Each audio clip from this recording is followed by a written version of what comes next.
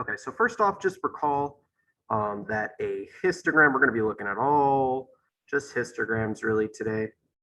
But basically a histogram can be used to represent your frequency distribution. Basically, it'll tell you like how many people fall into different ranges or different intervals, if you remember. So a histogram is nice because you can kind of look at your data set, see where most of your data is, and kind of see if there's any like patterns. Maybe a lot of people did really, really well.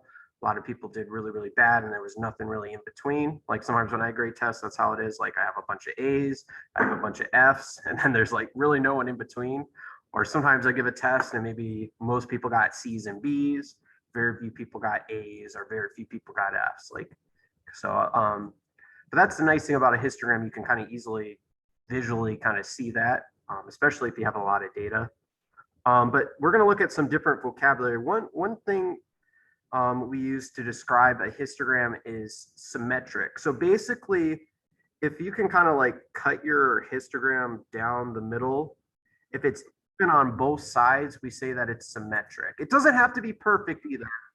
But if you kind of look at this first example, it's symmetric because basically on both sides of that tall bar, it's pretty much the same. If you kind of folded it in half, it would land on top. And it doesn't have to be, for you to say that it's symmetric, it doesn't have to be perfect. It's just got to be relatively symmetric. So some of these questions, I could see people maybe argue in different cases.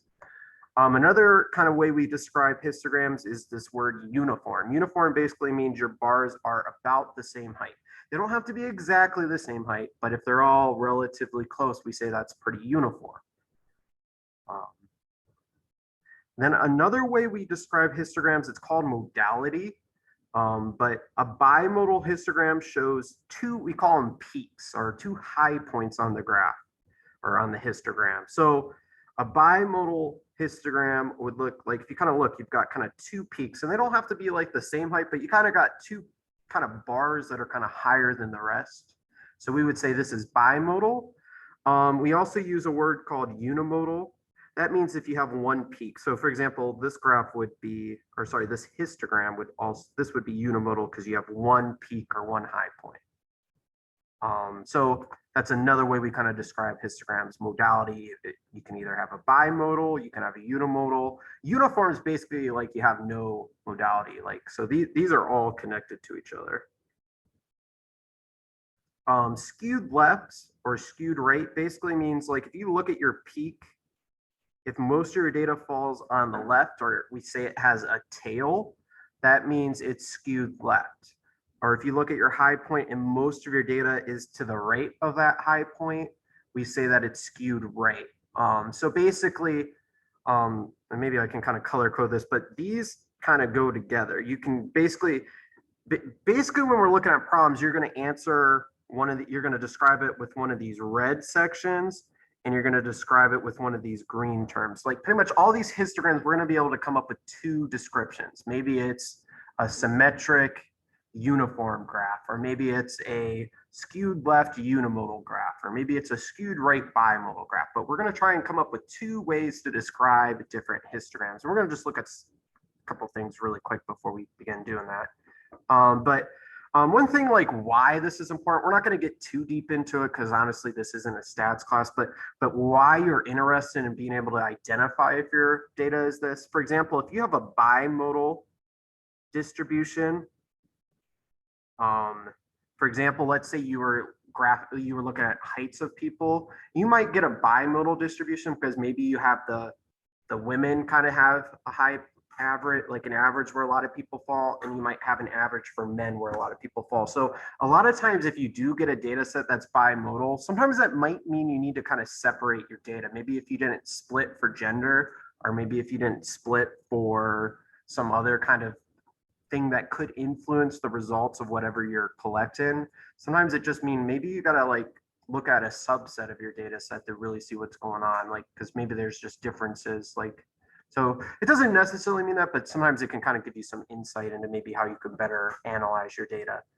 Another thing that can happen with these is you can have gaps, and these are usually caused by outliers, not always, but for example, if you were looking at like the salaries of a company, like let's say this graph here, like most of your average workers are going to kind of earn this.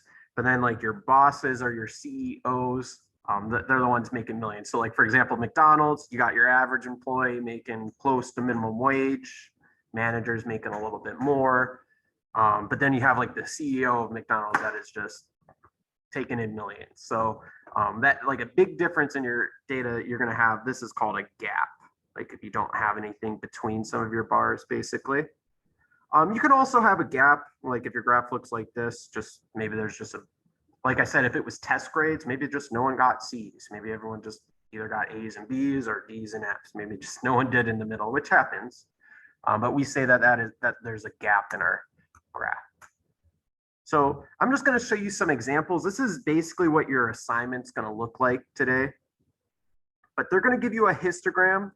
They're going to ask you to give the directions say 3 characteristics, but I just need 2, and I'll show that in a second. But basically, you're going to pick one of these, and you're going to pick one of these definitions. Don't worry about outliers unless you want to try it. You're not going to see that on your thing. I mean, so this first, like for A, is it unimodal, bimodal, or uniform? Remember, unimodal means you have 1 peak. Bimodal means you have kind of 2 tall points or 2 peaks. Uniform would basically means it's pretty level. So it's definitely not uniform. And it looks like to me we just got 1 peak. So this would be unimodal. And then, like I said, it's not, there's a little bit of debate, but it looks like to me that there's more data on the right side. So I would say this is skewed right. It's definitely not skewed left. You can maybe make a case that it's symmetric. It's not too far off from being symmetrical, but there's a lot more over here versus here, if that makes sense. This next graph, it also looks like we have 1 peak. So we would say this is unimodal. But this one is definitely skewed to the left, like no question whatsoever.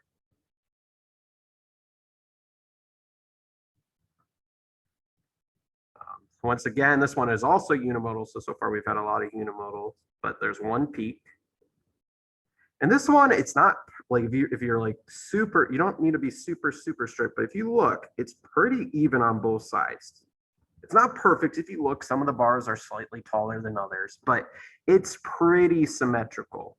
Like if I folded that down the middle, it would pretty much overlap. It's not going to be perfect, but you're not looking with these terms, just keep in mind, you're not looking for perfection. You're looking, is it pretty symmetrical? Is there, so sometimes there's some questions, if it's kind of like in that gray area, someone might say it's skewed right. Someone might say it's symmetric if it's kind of on that edge case, but most of the problems you're going to see are pretty clear cut. So, and I'll keep that in mind when I'm grading. Like I said, I mean, technically, some people you could argue more than one case. So like when I grade these, I will have to kind of look at them individually, not just kind of see what you wrote and kind of grade it like you're wrong. I have to like kind of think about what you're answering, because you might be onto something and maybe looked at it different than I did.